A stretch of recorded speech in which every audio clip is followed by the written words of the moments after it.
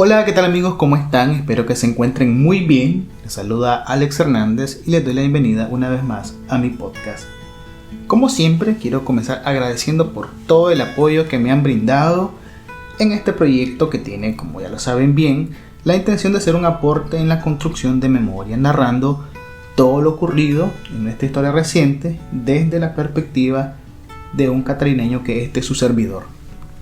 También quiero agradecer por todos los comentarios que me comparten a través de mis redes sociales, los cuales son valiosos para cada día ir mejorando un poco más y para que cada vez tengan una mejor experiencia a la hora de escuchar este podcast. He recibido de manera recurrente en mensajes la siguiente petición: Ale, quiero que cuentes sobre la cotidianeidad de la prisión, porque hay personas que saben que estuviste en la cárcel pero no saben lo que pasaba en el día a día. Bueno, esto es principalmente porque estas cosas normalmente las contamos a la familia y no abiertamente a los demás, al menos no todos. Y bueno, pues haciendo caso a sus sugerencias y sin más preámbulos, de una vez entramos de lleno a este episodio número 14 ya, en este libro que he titulado Buenos días, teniente. Capítulo 9. Otro día en las sombras. En un día cualquiera, en realidad no sé cuál de tantos, era el 2018 y estaba sentado en mi camarote. Era cerca del mediodía, porque era almuerzo en la modelo, en el módulo en donde yo estaba, a las 11 de la mañana era que lo servían. Estaba comiendo en mi panita arroz y frijoles que había agarrado de la chupeta. Así le decíamos a lo que llevaban en la celda de comida. El menú no era muy variado y había cosas que yo definitivamente no iba a comer. No agarraba el arroz aguado ni la sopa de pescado, entre comillas sopa de pescado, ¿verdad? Porque aquello era una guachacha toda rara. Pero con el tiempo aprendí a darle gusto a ciertas cosas como las conchitas, al espagueti con pollo, que era solamente el cartílago de la punta de la pierna del pollo, y a veces con mucha suerte era la chincaca. Una vez por semana servían arroz a la valenciana, que era más arroz que otra cosa, por allá un trocito de huesito con carne de pollo y uno que otra rodajita de chorizo de dudosa procedencia. Y les confieso que no sé por qué motivo me hice fan de un mondongo que servían, que era como en caldillo, hecho en cuadritos. Nunca he sido fan de la sopa de mondongo, pero ese mondongo me gustaba. La comida la llevaban en balde hasta el portón del módulo los presos comunes, que eran del grupo de trabajadores que a su vez eran los presos mejor portados, que servían en la cocina, y que cada día trabajado les valía por 2 días en el tiempo de condena, que era un beneficio que ellos tenían, además de recibir y de vivir en un módulo especial para trabajadores. Ahí ellos tenían televisión y radio, entre otras cosas que no sé bien cuáles eran. En la mañana casi siempre eran 2 baldes de gallo pinto, uno de café, uno que llevaba brona de queso y otro con guineo cocido con todo y cáscara. El almuerzo era siempre un balde de arroz, uno de frijoles cocidos, uno con guineo, otro con el fresco que casi siempre era pinol o a veces cebada o avena, y otro balde con la mejora. La cena era igual que el desayuno. Habían 2 personas entre los presos del módulo que estaban designadas para repartir la comida. Se tenía que hacer una fila y era obligatorio tener puesto el uniforme. Cuando era algo que no me gustaba, yo solamente agarraba el arroz y los frijoles y lo complementaba con algo que yo tuviera en paquetería, ya sea chicharrones, frito o cuajada, que eran cosas que me llevaba mi familiar. Entonces estaba comiendo cuando en una de esas me puse a pensar en que nunca antes siquiera se me había pasado por la cabeza algún día llegar a estar preso. Y entonces pensé en los demás. Te pregunto, ¿alguna vez has estado en prisión o te has imaginado llegar a estarlo? Bueno, debo admitir que no es precisamente algo que lo tengamos presupuestado. Desde siempre la cárcel la hemos concebido como el sitio en el que terminan las personas que hacen mal en esta vida. Nadie quiere estar ahí. ¿Alguna vez te has sentido impotente de no hacer lo que vos querés hacer? Para algunos quizás los más cercanos haya sido estar en algún momento enfermo en algún hospital con todas las ganas de irse de ahí. Pero el médico no te da de alta. Pero aún así, en la mayoría de los casos hay una persona alrededor tuyo, casi siempre un familiar, y ahora en estos tiempos, con la facilidad de estar conectados con las personas que querés. Pues imagínate ser prisionero sin ser culpable de ningún delito, compartiendo espacio y rutina con personas desconocidas y que también son inocentes, en un momento y lugar donde ya no sos dueño de vos mismos, donde toda aquella cosa mínima sobre la cual vos podías decidir ya no está en tu poder, y donde la voluntad que cuenta no es tu voluntad sino la de otra persona que tiene toda la intención de hacerte daño. En este episodio te contaré algunas de las etapas y eventos de la cotidianidad de estar en prisión, siendo inocente. 1. El miedo. Todos alguna vez le hemos temido a los castigos. Lo que pasaba cuando te portabas mal en casa, cuando salías mal en la escuela, cuando rompías algo, cuando desobedecías, cuando no cumplías con tu parte del trabajo o lo que te respondía, cuando no llegabas a la meta en la empresa, cuando te cruzabas el alto o un rojo, cuando manejaste sin licencia. Vos sabías que iba a haber una consecuencia de todo aquello. Un fajazo de tu mamá, una mala nota, un despido, una multa. A mitad del periodo de tranques, yo ya estaba consciente de que mi desobediencia civil tendría un castigo, aunque era inverosímil que por hacer uso de mis derechos tendría que recibir un castigo. Y es entonces cuando el reflejo de escapar del peligro se activa, y así fue como desde el 18 de julio de 2018 me convertí en un fugitivo y me escondí y andaba de casa en casa con el miedo en la mochila y la incertidumbre como destino. Y amanecía sin saber en dónde pasaré la noche ese día. Y así es como dormí en tantos lugares y en tantas superficies que nunca antes me pude haber imaginado. Desde un petate, pasando por una colchoneta, un sofá, una cama king size, una mesa, un escritorio y directamente en el suelo. En una casa, en una mansión, en un patio y en una oficina. Anduve a plena luz y también anduve de incógnito. Y me moví en bus y varias veces trasegado de un vehículo a otro como que si de una mercancía ilegal se tratara. A veces yo me preguntaba si todo aquello no sería exagerado. Y me decía a mí mismo que no me creyera tan importante, que nadie andaba atrás de mí y que los objetivos eran personas más importantes y más famosas que yo. Luego me di cuenta que no era así. Cuando el 23 de septiembre de 2018 irrumpieron en la casa en la que me estaba escondiendo y la policía iba preguntando específicamente por mí. Después de andar huyendo por 2 meses y 5 días, ¿quieren saber qué pasó por mi mente cuando finalmente estaba de frente a una pared con las manos esposadas? Absolutamente nada. Al llegar al chipote, vi al menos 6 pares de ojos que reflejaban el mismo miedo que tenían los míos. Yo creo que el miedo no es de cobardes, sino que es natural en todas las personas en todos los momentos. Cuando al fin ya estaba en la celda que me correspondía, el miedo me hizo darme cuenta que mi mundo se había reducido a unos cuantos metros cuadrados. Sin embargo, mi miedo más grande fue darme cuenta de que ya no era dueño de mí mismo y que lo que más me asustaba era darme cuenta que era incapaz de comunicarme con las personas que yo quería.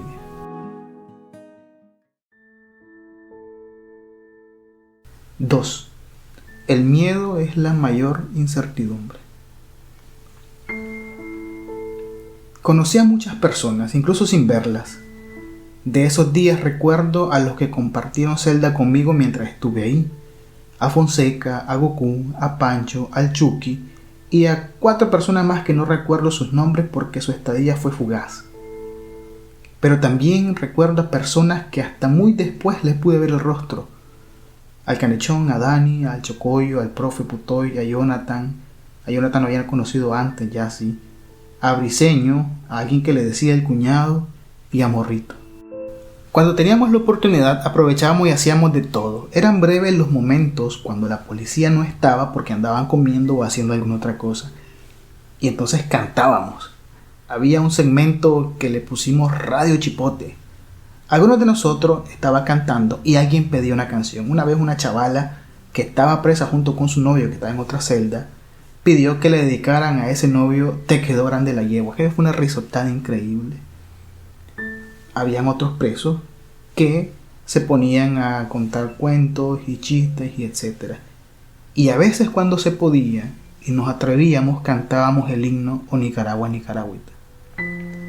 También había momentos de oración por la noche. Yo me tenía que subir al camarote para poder agarrarme de los barrotes que estaban en el techo y gritar hacia el techo para que los demás me escucharan.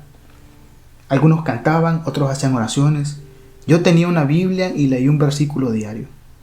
Durante un tiempo los oficiales nos daban la oportunidad de hacer estas oraciones, aunque la verdad eso era el capricho del que estuviera de turno, porque habían unos que no lo permitían. Aclaro que todo esto fue durante el periodo que yo estuve en el Chipote Viejo, porque ahí de un día para otro cambiaban las normas y todo esto que hacíamos no borra las atrocidades que ahí pasaron y que vivimos. Puesto que muchas veces después de ser golpeados en el interrogatorio, regresábamos a las celdas, nos tragábamos lo que había pasado y minutos después estábamos riendo con el compañero. Ahí el pan de cada día era la incertidumbre. ¿Qué estaría pasando afuera? ¿Qué significaban esos ruedos que se escuchaban en la madrugada? ¿Para dónde se habrán llevado al grupo que sacaron hoy? ¿Será que vino mi familia a dejarme comida? ¿Será que tienen para venir? Mañana hay visita. ¿Será que vengan? Uno al fondo sabe que tu familiar nunca te va a dejar abandonado, pero aún así siempre tenías la duda de si podía pasar algo. Llegaba el día de la visita y no había un orden y entonces salía el primero y salía otro y salía otro y vos estabas en la celda ya bañado desde temprano y habían salido tus 3 compañeros de la celda y vos nada, pero al final nunca fallaron, ahí estaban siempre. Cuando salías al portón y las mirabas, era imposible no llorar, y a pesar de que estuvieras unos pocos minutos con ellas, a la par de un policía armado, no te importaba que te escucharan decir te quiero. Pero no todos tenían ese respiro de felicidad. Morrito, el que estaba en la celda 13, llevaba 3 meses sin saber de su familia. A él no lo llegaban todos los días el desayuno, ni el almuerzo, ni la cena, ni el agua, ni la medicina, ni el cepillo de dientes, ni el jabón de su casa. Morrito cantaba todos los días a la hora de la oración y oraba y también lloraba. Le decíamos Morrito porque de ahí era proveniente, el pueblo que está en el departamento del Río San Juan. Un día la policía lo vio, lo capturó y se lo llevó al Chipote. Si yo me desesperaba cuando ya casi terminaban de repartir las cosas que llegaban de casa y a mí no me llegaban todavía mis cosas, ahora imagínense pasar 3 meses sin recibir nada, ni una noticia. Un día de tantos le dije a Morrito, hablando casi en código: oye Morrito, tengo una manera de mandar una razón. Irme diciendo a lo largo del día, uno por uno, algún número de teléfono que te sepas, para que mañana cuando venga mi visita, le diga que llame y que le diga que estás aquí. Y así fue. Mi familiar se fue con esa misión y cuando regresé a la celda le dije a Morrito: oye Morrito, misión cumplida.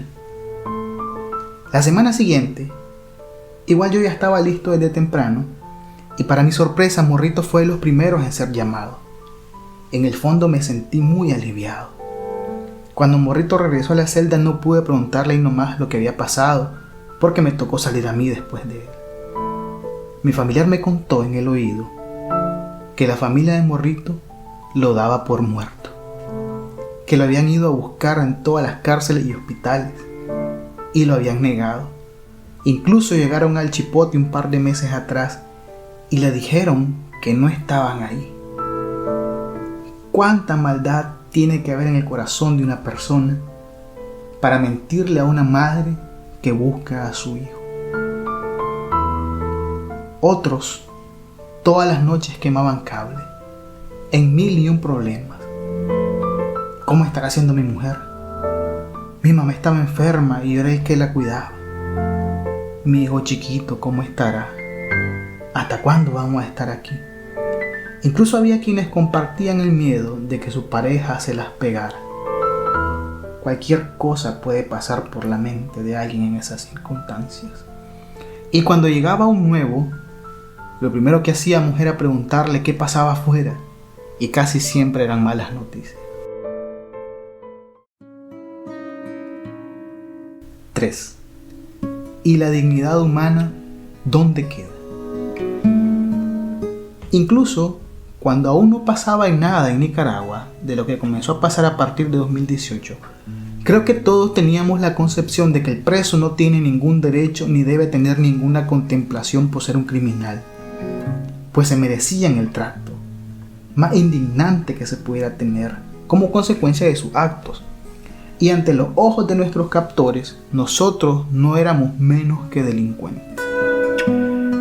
El pudor es lo primero que se pierde, la protección de la ropa, la exposición a la inseguridad de sentirse desnudos. Dale, quítate la ropa, te decían los guardias cuando llegabas a la celda por primera vez. Y luego te empujaban a una celda oscura donde ya habían otros 3 tipos igual de desnudos que vos. ¿Qué hay de la intimidad necesaria para hacer las cosas naturales? Eso no existe. ¿Alguna vez te han abierto la puerta del baño mientras estás defecando o te estás bañando? Imagínate comer en el mismo lugar donde defecas. O tener que acostumbrarte a defecar en presencia de 3 personas más. Y aguantar los pedos de otras 3 personas más. Y que estás encerrado con ellos. ¿Alguna vez te has quedado sin papel? Pues aquí era la norma. Nunca me había percatado que los seres humanos, cuando estamos hacinados, desprendemos un olor particular muy desagradable. Y que secarte después de bañarte es un acto reflejo y un lujo.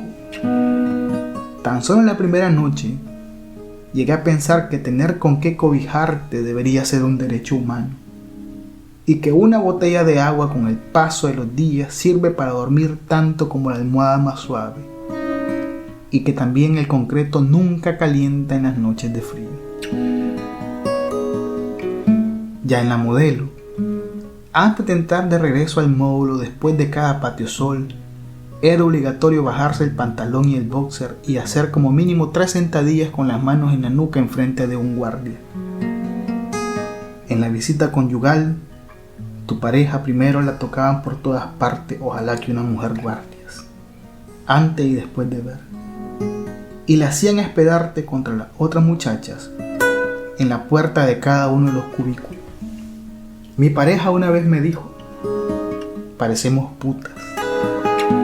Y nosotros al salir éramos revisados por todas partes, en serio, por todas partes. A tal punto que una vez le dije a mi pareja, mira, no quiero que sigas pasando por esto. Ya no vengas a esta visita. 4. Algunas diferencias entre carceliadas. En el Chipote viejo estábamos desnudos. En el Chipote nuevo estábamos vestidos de azul. En el Chipote viejo tu familiar podía llegar diario y dejarte comida de casa, bebidas y alguna otra cosa. Algunas veces se quedaban con algo los guardias en el Chipote. En el Chipote nuevo solo permitían que te llevaran agua y alguna otra bebida. En más de una ocasión me di cuenta que por varios días se quedaban con las cosas que me llevaba mi familiar y solo me entregaban el agua. Varias veces ocurrió que algunos nos quedamos sin agua, pero era porque los policías se la habían bebido. En el Chipote viejo, durante el tiempo que yo estuve, había ocasiones en que nos permitían hacer un culto o un momento de oración, y esta práctica yo sé que es habitual en todos los centros penitenciarios y también en las estaciones policiales. Lo sé porque estuve en la estación de Masaya. En el Chipote nuevo ni siquiera nos permitían hablar entre celdas. No fue sino hasta los últimos meses que estuvimos ahí que se relajaron estas medidas y pudimos entonces orar y practicar entre nosotros, pero eso ya fue en los últimos días. En el Chipote Viejo y en el Modelo las visitas estaban programadas. En el Chipote Viejo era una vez a la semana, entre 5 y 10 minutos y una sola persona. En la Modelo la visita era cada 21 días y el que tenía pareja podía recibir visita conyugal al día siguiente también, independientemente de que tu pareja haya ido el día anterior a la visita normal. Y en cada visita tu familiar te podía llevar paquetería extra a la que tenía un día habitualmente, además de la comida hecha en casa. En el Chipote Nuevo no había un cronograma de visitas, principalmente porque ni los jefes de auxilio judicial sabían cuándo iba a haber visita. Eso lo definían desde el Carmen. La vicedictadora llamaba y decía mañana hay visita, y hasta esa hora le avisaban al familiar, casi siempre contra el cacho, y un día antes nos avisaban a nosotros sin decirnos en qué orden. En más de una ocasión mi familiar me dijo que le habían avisado el mismo día temprano y que se había tenido que salir del trabajo para poder llegar a verme. No había un tiempo específico. A veces creíamos que iba a ser al mes, pero pasaba mes y medio, había visita, y luego pasaba un mes y había otra visita, luego pasaron 2 meses hasta que hubo otra visita, y luego en 2 ocasiones pasaron 3 meses entre una visita y otra. Todo aquello nos tenía con la mente inundada en preocupaciones, incertidumbre y miedo. Solo nos permitían llevar unas cuantas cosas. Y no fue hasta ya a partir de diciembre de 2022 que permitieron llevar paquetería con mayor cantidad de cosas. Y del 6 de diciembre hasta inicios de febrero, hubieron 7 visitas en 2 meses. Más de las que habían habido en los últimos 12 meses antes de ese diciembre.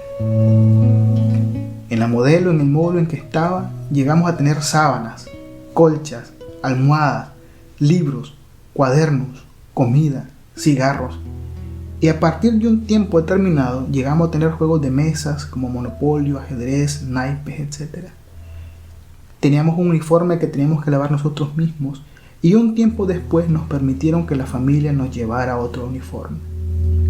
En resumen, teníamos con qué distraernos y teníamos patio sol asegurado 2 veces por semana.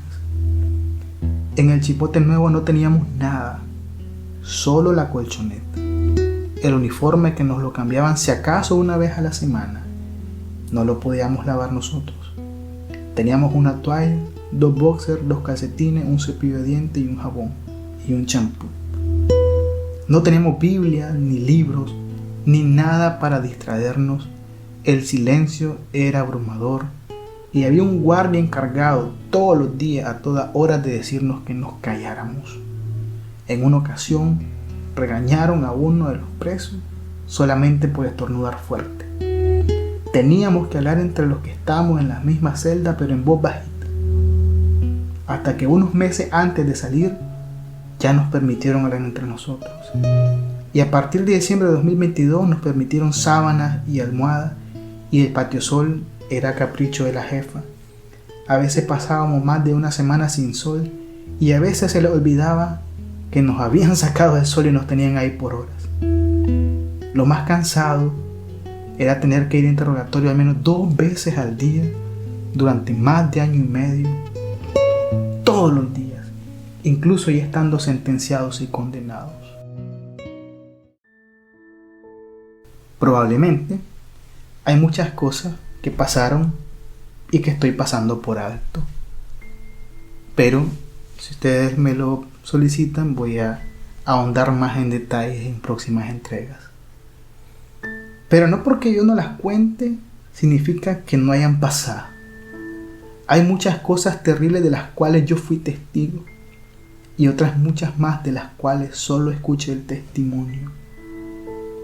Y aunque el instinto humano nos lleve a buscar mecanismos para despejar la mente en medio de tanta tristeza, siempre la realidad termina golpeando más fuerte. En el Chipote Viejo, en la Modelo y en el Chipote Nuevo, hubo momentos en los cuales aún en medio de la desgracia pudimos reír, cantar, bromear, pero siempre estábamos conscientes de los barrotes. de los guardias que llevaban a gritarnos que nos calláramos, de insatisfacción de saber que nuestra familia estaba lejos, que en cualquier momento podían llegar a traernos y llevarnos a cualquier parte, que no éramos dueños de nosotros mismos, que estábamos ahí de manera injusta, que había un proceso de insurrección en curso, que había una dictadura, que hubieron muchos muertos, que habían exiliados y que nuestra familia estaba sufriendo junto con nosotros. Vos que estás escuchando este podcast, por favor ponete a pensar que hay cosas que parecen insignificantes en el día a día. Desde elegir tu ropa interior hasta qué ropa ponerte. Elegir qué querés comer hoy. O si querés beberte una gaseosa bien helada, o un café bien caliente, o un pan recién horneado. Comprar tu chivería preferida. Darte el antojo que querrás. Y si estás aburrido, salir de tu casa siquiera a caminar a cualquier parte y regresar cuando te dé la gana. Quizás no te has dado cuenta lo bonito que es ver el cielo o ver llover o sentir la lluvia. Quizás no te das cuenta o la importancia que tiene saber que ahí está al alcance de unos cuantos pasos esa persona que tanto quieres. Y que si no está a tu lado, sabes que está al alcance de un mensaje. Y que puedes cantar y gritar al volumen que te dé la gana. Y no valorás la intimidad, la privacidad y el privilegio de tener pudor.